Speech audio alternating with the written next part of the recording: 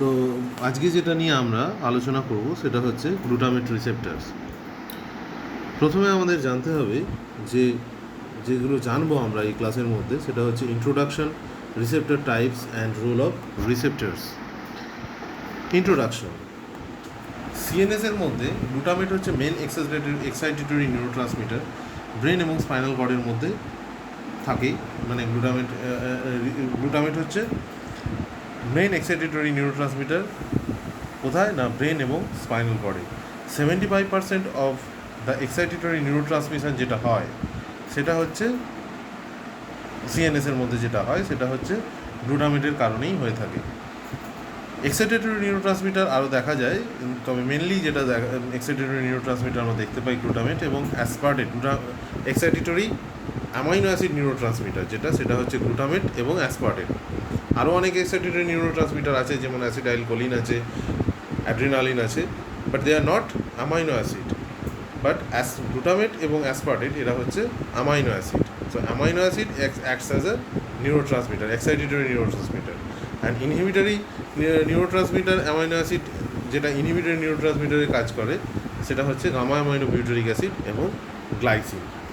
তো এটা জানার পরে আমাদের জানতে হবে যে গ্লুটামেট কীভাবে সিনথেসাইজড হয়, কীভাবে স্টোরড হয়, কীভাবে রিলিজড হয়।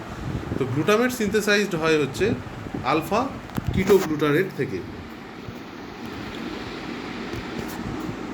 এই হচ্ছে আলফা কিটোগ্লুটারেট, আলফা অক্সোগ্লুটারেটও বলা হয়।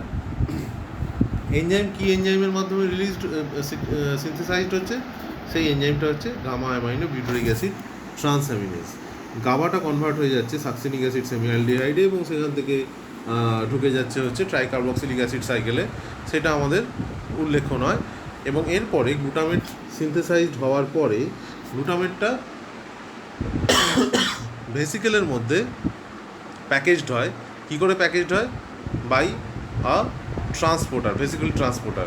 এবং সেখানে প্যাকেজড হওয়ার পরে ভেসিকেলটা তারপরে প্রাইমিং হয়, ডকিং হয় এবং তারপরে প্রিসাইনাপটিক এন্ডে গিয়ে সেটা এক্সোসাইটোসিস প্রসেসে সেখান থেকে গ্লুটামেটটা রিলিজড হয় এবং তারপরে তার পোস্ট সাইনাপটিক যে রিসেপ্টর আছে সেই রিসেপ্টরে গিয়ে বাইন্ড করে। এবারে যেটা হয় সেটা হচ্ছে যে ওখান থেকে গ্লুটামেট রিলিজড হওয়ার পরে গ্লুটামেট রিআপটেক হয়। এবং রিআপটেক কার মাধ্যমে হয়? পাশে একটা সেল থাকে, এক ধরনের সাপোর্টিং সেল। আমরা সবাই জানি যে নার্ভাস সিস্টেমে নিউরন ছাড়াও আরও এক ধরনের সাপোর্টিং সেল থাকে যাকে বলা হয় গ্লায়াল সেল। তো পাশে এরকম এক ধরনের গ্লায়াল সেল থাকে যেটাকে বলা হয় অ্যাস্ট্রোসাইট বা অ্যাস্ট্রোগ্লায়া। সেই অ্যাস্ট্রোগ্লায়ার মধ্যে গ্লুটামেটটা রিআপটেক হয় এবং রিআপটেক হওয়ার পরে আমরা নেক্সট স্লাইডে যদি দেখি,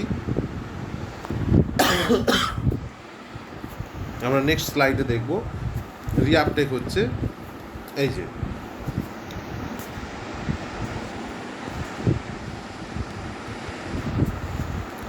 গ্লুটামেটটা রিলিজড হলো, দেন এখান থেকে রিআপটেক হলো গ্লুটামেটটা।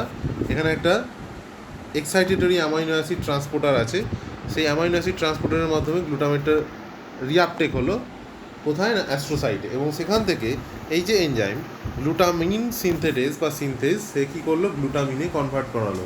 এই গ্লুটামিনের একটা ট্রান্সপোর্টার আছে, সেটা হচ্ছে অ্যাস্ট্রোসাইটে আছে। সেই অ্যাস্ট্রোসাইট থেকে গ্লুটামিন ট্রান্সপোর্টারটা দিয়ে গ্লুটামিনটা বাইরে এলো এবং নিউরনেও একটা গ্লুটামিন ট্রান্সপোর্টার আছে, সেখান থেকে ডিফিউজ হয়ে গ্লুটামিনটা এখানে ঢুকলো নিউরনের মধ্যে। এবং গ্লুটামিনটা তারপরে গ্লুটামিনেজ বলে এক ধরনের এনজাইম আছে, সেই গ্লুটামিনেজ এনজাইমের মাধ্যমে গ্লুটামেটে কনভার্ট হলো। আবার তারপর গ্লুটামেটে কনভার্ট হওয়ার পরে সেই গ্লুটামেটটা ভেসিকুলার গ্লুটামেট ট্রান্সপোর্টার, যেটা আমি আগে বলেছিলাম, সেই এই ভেসিকুলার গ্লুটামেট ট্রান্সপোর্টারের মাধ্যমে আবার ভেসিকুলার মাধ্যমে প্যাকেজড হলো, আবার এটা পরবর্তী এতে রিলিজ হবে। এবং হওয়ার পরে এটা হলো এই অ্যাস্ট্রোসাইটে গ্লুটামেটটা রিআপটেক হওয়া ছাড়াও এই গ্লুটামেটটা রিআপটেক হয় নিউরনের মধ্যেও। নিউরনের মধ্যেও একটা এক্সাইটেটরি অ্যামাইনো অ্যাসিড ট্রান্সপোর্টার আছে যেটা দিয়ে ও রিআপটেক করে গ্লুটামেটকে।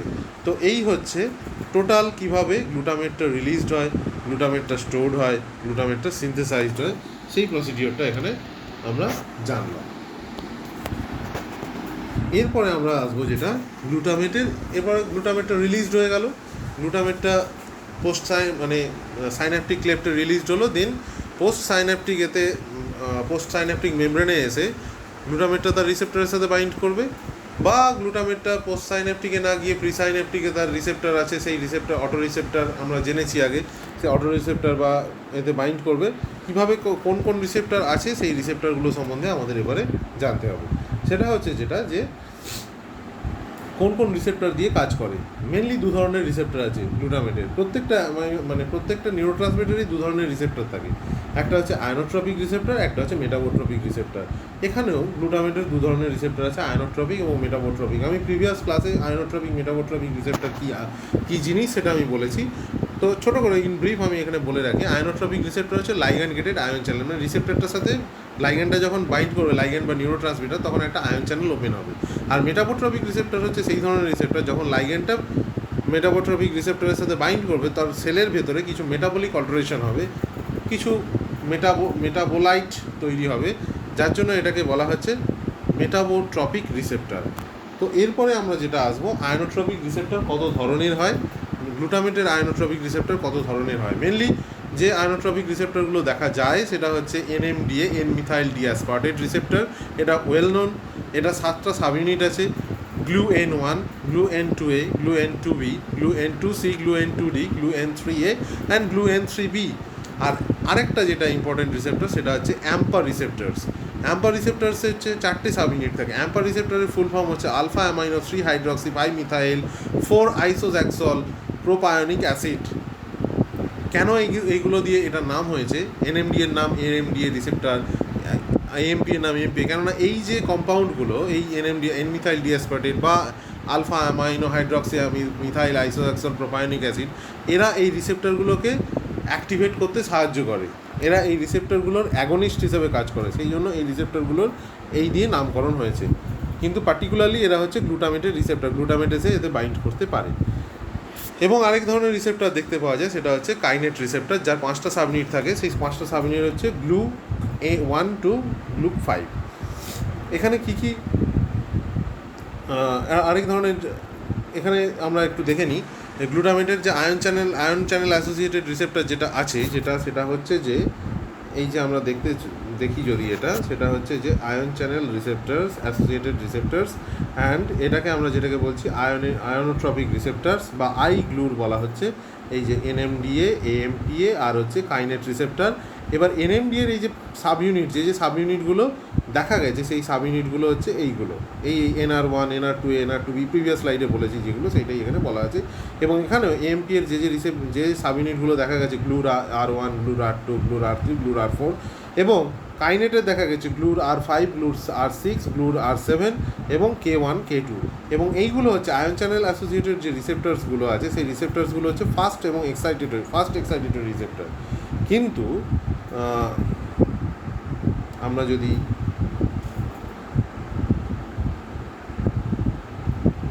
প্রিভিয়াস স্লাইডে যাই, তাহলে আমরা দেখতে পাবো যে আরেক ধরনের রিসেপ্টার দেখতে পাবো আমরা গ্লুটামেটে, সেটা হচ্ছে যে মেটাবোট্রপিক রিসেপ্টার্স, অলসো কল্ড জি প্রোটিন কাপল রিসেপ্টার। কেন না, মেটাবোট্রপিক রিসেপ্টার যেটা হয় সেটা হচ্ছে জি প্রোটিন কাপলটা, এবং এটার 7টা ট্রান্সমেমব্রেন ডোমেন থাকে। আমরা খুব ওয়েল নোন, আমরা জেনে এসেছি যে জি প্রোটিন কাপল রিসেপ্টার কি। এটা এক ধরনের জি প্রোটিনের সাথে কাপল থাকে, যখন লাইগ্যান্ডের সাথে বাইন্ড করে তখন জি প্রোটিনটা অ্যাক্টিভেটেড হয়, এবং জি প্রোটিন অ্যাক্টিভেটেড হওয়ার পরে পরবর্তী সেলের মধ্যে কিছু মলিকুলকেও অ্যাক্টিভেট করে, কিছু এনজাইমকে অ্যাক্টিভেট করে, সেই এনজাইম পরবর্তী মেটাবলিক অল্টারেশনকে হেল্প করে। তো সেইটা হচ্ছে জি প্রোটিন কাপল রিসেপ্টার। তো মেটাবোট্রপিক রিসেপ্টার এখানে দু ধরনের হয়। একটা হচ্ছে পোস্ট সাইন্যাপটিক, সেটা হচ্ছে গ্রুপ 1, যেটা হচ্ছে mGlu1 অ্যান্ড mGlu5। কেন এম বলা হচ্ছে? যেহেতু মেটাবোট্রপিক রিসেপ্টার। আর প্রি সাইন্যাপটিক যদি হয়, দেখি আমরা, প্রি সাইন্যাপটিক হচ্ছে G1 অ্যান্ড GO টাইপ, যেটা হয় মেনলি, মানে G1 নয়, GI and GO, that means inhibitory. সেটা হচ্ছে দু ধরনের হয়, সেটা হচ্ছে গ্রুপ 2, গ্রুপ 3। এটা হচ্ছে mGlu2, 3, আর এটা হচ্ছে গ্রুপ 3 এর মধ্যে থাকছে হচ্ছে mGlu4, 6, 7, 8।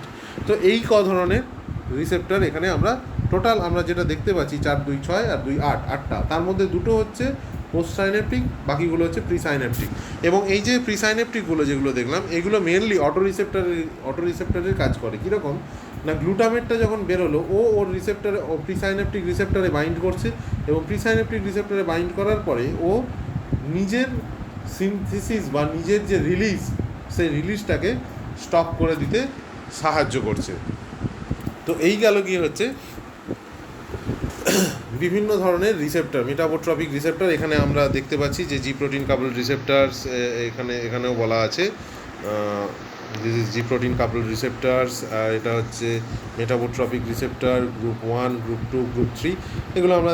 এবং এটা হচ্ছে স্লো এক্সাইটেটরি। কেন না, এখানে যেহেতু আয়ন চ্যানেল দিয়ে হচ্ছে না কাজটা, সেহেতু এটা হচ্ছে স্লো এক্সাইটেটরি। এখানে মেটাবলিক অল্টারেশন হচ্ছে, দেন তারপরে তার এফেক্টটা আমরা দেখতে পাবো।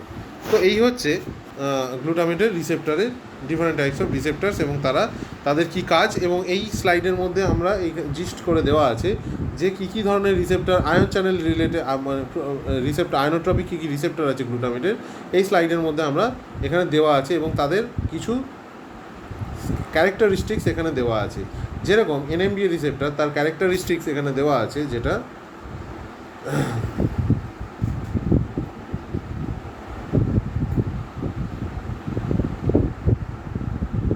সেটা হচ্ছে যে সাব ইউনিট কম্পোজিশন কী থাকে, টেট্রামার্স, 4টে সাব ইউনিট থাকে। এবং এএমপিও টেট্রামার্স, কাইনেটো টেট্রামার্স, কতগুলো সাব ইউনিট, 4টে করে সাব ইউনিট নিয়ে তৈরি হয়। রিসেপ্টর সাইট কী থাকে এনএমডিএতে যদি দেখতে চাই, রিসেপ্টর সাইট আর মডুলেটরি সাইট, দু ধরনের সাইট থাকে এনএমডিএতে, এএমপিএতে নয় কিন্তু, এনএমডিএতে থাকে। এবং এনএমডিএতে যদি এন্ডোজেনাস অ্যাগনিস্ট দেখি, তাহলে হচ্ছে এনএমডিএতে দু ধরনের সাইট যেটা বললাম, একটা হচ্ছে রিসেপ্টর সাইট, একটা হচ্ছে মডুলেটরি সাইট। এবারে মডুলেটরি সাইটটা হচ্ছে খুব ইম্পর্টেন্ট এনএমডিএ রিসেপ্টরের ক্ষেত্রে। কেন এনএমডিএ রিসেপ্টর একটা খুব ইম্পর্টেন্ট রিসেপ্টর, কেন এনএমডিএ রিসেপ্টরের কতগুলো বেসিক ক্যারেক্টারিস্টিক্স আছে, সেই ক্যারেক্টারিস্টিক্সগুলো একে একটা স্পেশাল একটা ইম্পর্টেন্স একে দেয় আর কি এনএমডিএকে। তার প্রথম এবং প্রধান হচ্ছে এটা হচ্ছে গ্লাইসিন দিয়ে ফ্যাসিলিটেড হয়। পার্টিকুলারলি গ্লাইসিন দিয়ে ফ্যাসিলিটেটেড হয় বলবো না, গ্লাইসিন না থাকলে এর অ্যাক্টিভেশনই হবে না। গ্লাইসিন একে বাইন্ড করে মডুলেটরি সাইটে, দেন এনএমডিএ রিসেপ্টর অ্যাক্টিভেটেড হয়, দেন গ্লুটামেটের সাথে বাইন্ড করতে পারে। তো গ্লাইসিন এবং ডিসেরিন হচ্ছে এর অ্যাগনিস্ট, এবং রিসেপ্টর সাইটে বাইন্ড করতে পারে গ্লুটামেট আর অ্যাসপার্টেট। আর আদার অ্যাগনিস্ট যারা আছে তারা হচ্ছে এনএমডিএ আর মডুলেটরি সাইটে সাইক্লোসেরিন। আর এএমপিএ রিসেপ্টরে এন্ডোজেনাস অ্যাগনিস্ট হচ্ছে গ্লুটামেট, আর আদার অ্যাগনিস্ট যেটা এক্সোজেনাস যেটা, সেটা হচ্ছে এএমপিএ। আর কাইনেটের ক্ষেত্রে এন্ডোজেনাস অ্যাগনিস্ট হচ্ছে গ্লুটামেট, আর আদার অ্যাগনিস্ট হচ্ছে কাইনেট, যেটা হচ্ছে এক ধরনের গাছ থেকে পাওয়া যায়, মানে এটা কাইনেট এক ধরনের গাছের থেকে পাওয়া যায়, সেটা আমাদের জানার নয়। আচ্ছা, এনএমডিএতে আদার মডুলেটার্স কী থাকে, এনএমডিএতে আদার মডুলেটার্স যেটা থাকে সেটা হচ্ছে ইম্পর্টেন্ট, সেটা হচ্ছে ম্যাগনেসিয়াম। এই ম্যাগনেসিয়ামের একটা ইম্পর্টেন্ট রোল আছে এনএমডিএ রিসেপ্টারে, সেটা আমরা যখন পরে আসবো সেটা আমরা বলবো আমরা, এটা মাথায় রাখতে হবে, Mg2+ একটা ইম্পর্টেন্ট রোল আছে। আর লোকেশন কোথায় কী থাকে সেটা আমরা দেখবো, সেটা হচ্ছে মেনলি লোকেশন কোথায় কী থাকে সেটা এখানে দেওয়া আছে, আমরা পরের স্লাইডে আমরা নেক্সট আমরা দেখতে পাবো এটা নেক্সট স্লাইডে। এটা হচ্ছে মেটাবোট্রপিক রিসেপ্টর, এবং মেটাবোট্রপিক রিসেপ্টরে কত ধরনের রিসেপ্টর আছে, তারা কীভাবে জি প্রোটিন, কোন জি প্রোটিন কাপল রিসেপ্টর দিয়ে কাজ করছে এখানে পরিষ্কার বলা আছে। mGlu5, mGlu1, mGlu5-2-3 এবং এইগুলো এরা কীভাবে কাজ করছে, এদের এই যে GQ দিয়ে কাজ করছে, এরা GIG0, এরাও GIG0। অ্যাগনিস্ট অ্যাগনিস্ট হচ্ছে এখানে এটা হচ্ছে অ্যাগনিস্ট এগুলো এত ইম্পর্টেন্ট নয়। আর নিউরোনাল লোকেশন হচ্ছে এখানে হচ্ছে সোমাটোডেনড্রাইটিক, এটা সোমাটোডেনড্রাইটিক অ্যান্ড নার্ভ টার্মিনালস, আর এটা হচ্ছে নার্ভ টার্মিনালস মেনলি, ঠিক আছে। তো এই গেল গিয়ে হচ্ছে বিভিন্ন ধরনের রিসেপ্টার্স, কী ধরনের রিসেপ্টার্স থাকে এবং তাদের গঠন। এবারে আমাদের জানতে হবে যে localisation of the receptors, this is very important. তো আয়ন চ্যানেল প্রথমেই আমরা দেখবো, সেটা হচ্ছে ion channel receptor. Ion channel receptors যেটা থাকে, যেটাকে আমরা আয়নোট্রপিক রিসেপ্টর বলি, সেটা হচ্ছে 3 ধরনের। AMPA রিসেপ্টর আমরা আগেও দেখেছি। Essentially all the neurons in the CNS have AMPA receptors. প্রত্যেকটা CNS-এর প্রত্যেকটা নিউরনের মধ্যেই অ্যাম্পার রিসেপ্টার্স থাকে। It is also found in the glial cell. Glial সেলের মধ্যেও একে পাওয়া যায়। NMDA receptor, N-methyl deaspartate receptor, it is also found in the most of the neuron in CNS এর বেশিরভাগ নিউরনের মধ্যে থাকে, but not in glial cell এর মধ্যে থাকে না। Its concentration এটার কনসেন্ট্রেশন কোথায় হাই থাকে? Its concentration is high in the hippocampus. হিপোক্যাম্পাসের মধ্যে এর কনসেন্ট্রেশনটা প্রচুর বেশি থাকে। Blockade of this receptors prevent long term potentiation. এই লং টার্ম পোটেনশিয়েশনে কীভাবে হেল্প করে? ব্লকেট অফ দিস রিসেপ্টার্স, এটা হচ্ছে খুব important point. Blockade of this receptors prevents long-term potentiation which indicates its important role in learning and memory. এই রিসেপ্টরটাকে যদি block করে দেওয়া হয় তাহলে লং টার্ম পোটেনশিয়েশনকে হ্যাম্পার করবে, লং টার্ম পোটেনশিয়েশনকে প্রিভেন্ট করবে ব্লক করে দিলে, এবং এটা ইন্ডিকেট করে যে লার্নিং এবং মেমোরিতে হচ্ছে এনএমডিএ রিসেপ্টরের একটা বড় রোল আছে। এটা কীভাবে কাজ করে, কীভাবে এনএমডিএ রিসেপ্টর মেমোরিতে কাজ করে, সেটা আমরা ডিটেলসে এর পরের স্লাইডে ছোটো করে ডিটেলসে দেখবো, এবং তারপরে আরও ডিটেলসে যখন আমরা লার্নিং অ্যান্ড মেমোরি পড়বো তখন আমরা সেটা দেখতে পাবো। এরপরে হচ্ছে যেটা যে কাইনেট রিসেপ্টর, এটাও নিউরনে এবং গ্লায়াল সেলে পাওয়া যায়, এবং in neuron it is found presynaptically. এটা কোথায় কোথায় পাওয়া যায়? প্রিসাইনেপটিক্যালি যদি আমি দেখি, প্রিসাইনেপটিকেতেও পাওয়া যায়, সেটা হচ্ছে গাবা সিক্রেটিং সেলের মধ্যে। whereas post synaptically it is found in the various site of the higher concentration in hippocampus এবং সেরিবেলাম। মানে হিপোক্যাম্পাস এবং সেরিবেলামের মধ্যে হায়ার কনসেন্ট্রেশন এটা দেখা যায়। আর পোস্ট সাইনেপটিক্যালি যদি দেখি, ভেরিয়াস সাইট, বিভিন্ন ধরনের সাইটে বিভিন্ন ধরনের নিউরনে আমরা এটা দেখতে পাই। আর জি প্রোটিন কাপল রিসেপ্টর যেগুলো হয়, মেটাবোট্রপিক রিসেপ্টর যেগুলো হয় গ্লুটামেটের, সেটা হচ্ছে এমগ্লুর 1 and 5, সেটা হচ্ছে পোস্ট সাইনেপটিক, হিপোক্যাম্পাসে দেখা যায়। এমগ্লুর 2 to 4, 6 to 8, সেটা হচ্ছে প্রিসাইনেপটিক, এটাও হিপোক্যাম্পাসে দেখা যায়। এবং এদেরও একটা ইম্পর্টেন্ট রোল আছে, সেটা হচ্ছে মেমোরি এবং লার্নিং এবং লং টার্ম পোটেনশিয়েশনে। এইবারে হচ্ছে আমাদের খুব ইম্পর্টেন্ট একটা জায়গা, যে role of glutamate receptors in long term potentiation. Main রোলটা কি গ্লুটামেট রিসেপ্টারে? সেটা হচ্ছে লং টার্ম পোটেনশিয়েশনে হচ্ছে হেল্প করে। এবার লং টার্ম পোটেনশিয়েশন কি? লং টার্ম পোটেনশিয়েশন মানে হচ্ছে লং টার্ম পোটেনশিয়েশন বা লং টার্ম মেমোরি, মানে যেটা হচ্ছে লং টার্ম মেমোরিতে হেল্প করে। লং টার্ম পোটেনশিয়েশন কোনো একটা কাজ, কোনো একটা জিনিস আমরা শিখছি বা শুনছি, সেটা হচ্ছে শর্ট টার্ম মেমোরি। এবার সেটাকে আমরা যত বারবার হ্যাবিচুয়েট করবো সেইটাকে, সেটা আস্তে আস্তে লং টার্ম পোটেনশিয়েশন হবে এবং সেটা লং টার্ম মেমোরিতে কনভার্ট হবে। এই যে conversion of the long term short term memory to the long term memory, it is known as potentiation, long term potentiation and habituation. So non-associative LTP requires high frequency rates of input to produce LTP delivered over a short period of time to dendritic spines of postsynaptic neurons.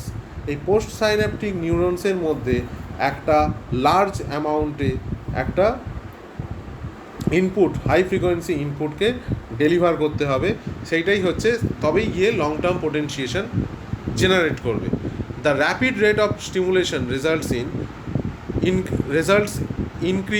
in increases postsynaptic membrane depolarization because the previous EPSP has not dissipated, resulting in summation of EPSP. তার মানে rapid rate of stimulation result in increase, মানে rapid rate of stimulation, একটা stimulation দেওয়া হলো, increases the তার ফলে কী হলো না, পোস্ট সাইনেপটিক মেমব্রেনে কী হলো না, ডিপোলারাইজড হলো পোস্ট সাইনেপটিক মেমব্রেন, এবং সেই ডিপোলারাইজেশনটা আরও হায়ার হবে। কেন না, তার প্রিভিয়াস যে এফেক্টটা ছিল, প্রিভিয়াস যে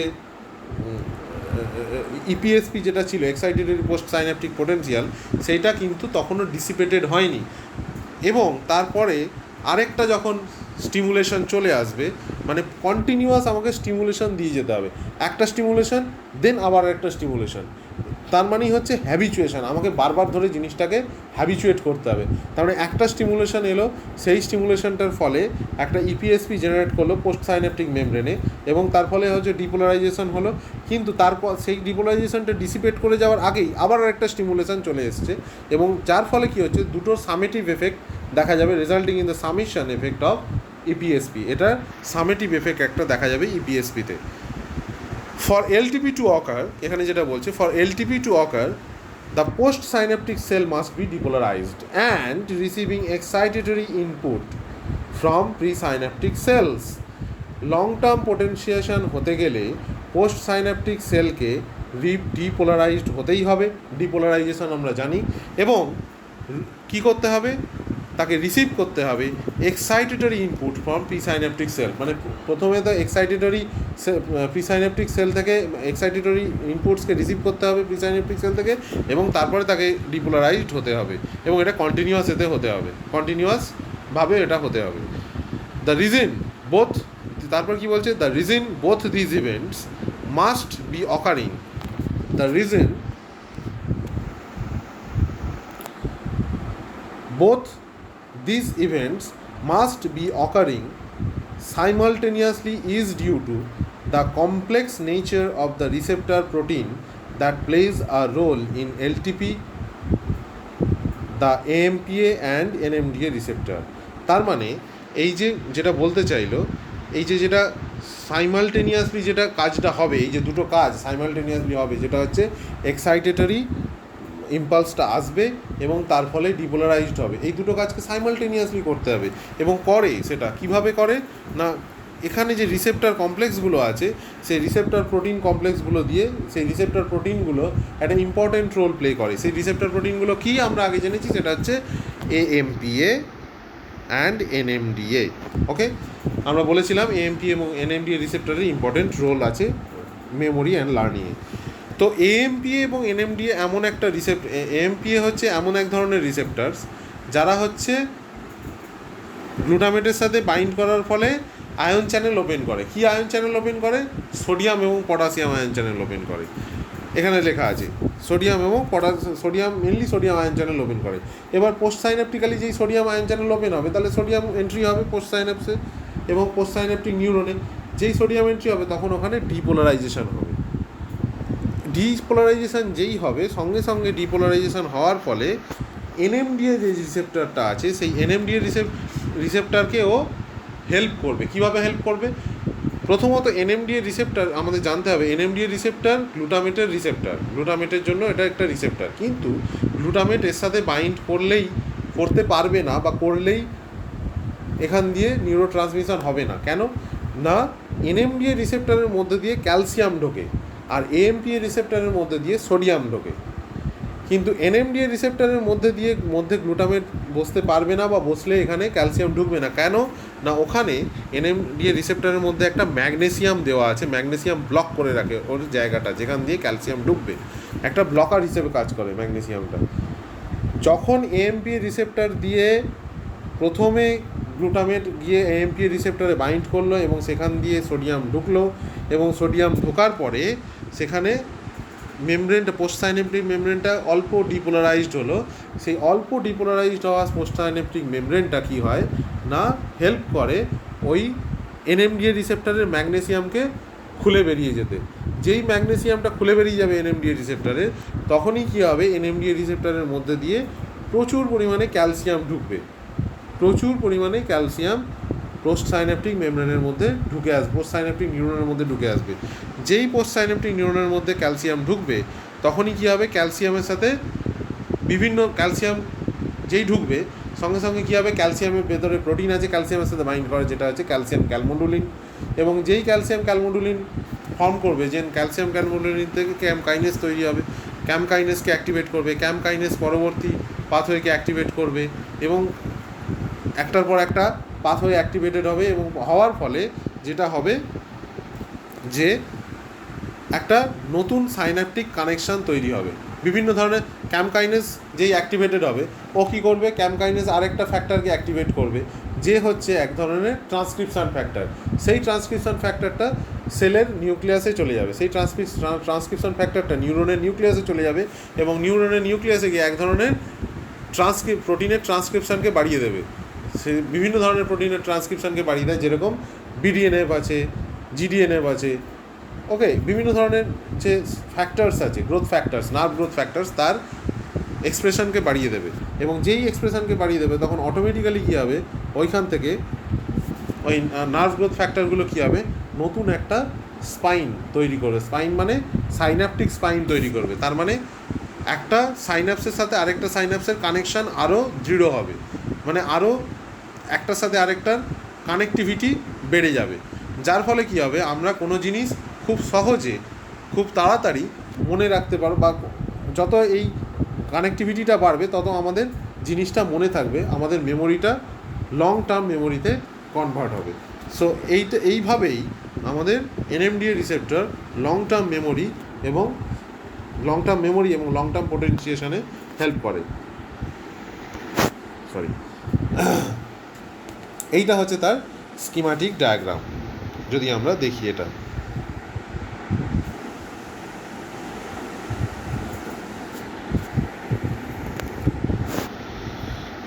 হ্যাঁ এইটা হচ্ছে আমরা দেখতে পাচ্ছি এখানে, সেটা হচ্ছে যে এই যে গ্লুটামেট এখান থেকে রিলিজড হচ্ছে, দেন গ্লুটামেট এসে এখানে প্রথমে আমরা আগে যেটা বলেছিলাম সেটা এই স্কিম্যাটিক ডায়াগ্রামে একটু দেখে নিই।